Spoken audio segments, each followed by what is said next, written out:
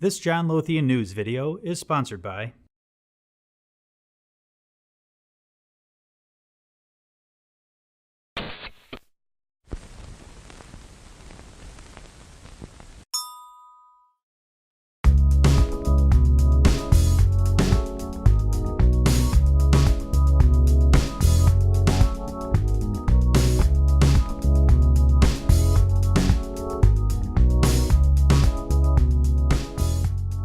Why did you decide to create FIA Global?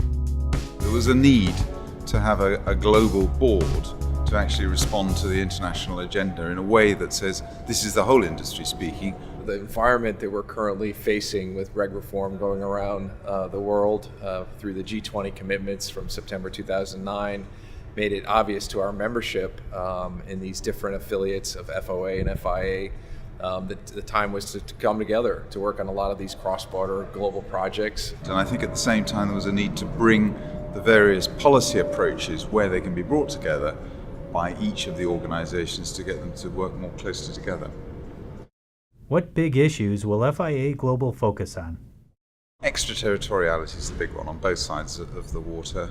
The need for more common approaches in implementing the international standards. We've seen how the regions have differentiated the way in which they've implemented those standards, and that's created problems for cross-border business.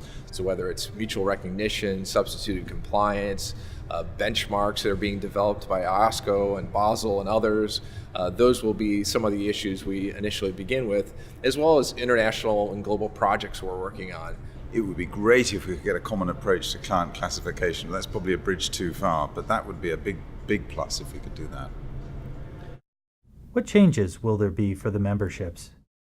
A lot won't change for the membership, which is the good things. We will have our own boards, we will have our own budgets, we will set our own subscriptions, we will have our own work agendas within the regions. What we're going to enhance the structure with are these global responsibilities, being able to speak as one global voice, to try to come together with common policies as a global organization, and to try to target resources where they're necessary around the world. What's next for the FOA and FIA? We'll be spending the next several weeks talking to the membership, making sure they're comfortable with what value this will add to the structure.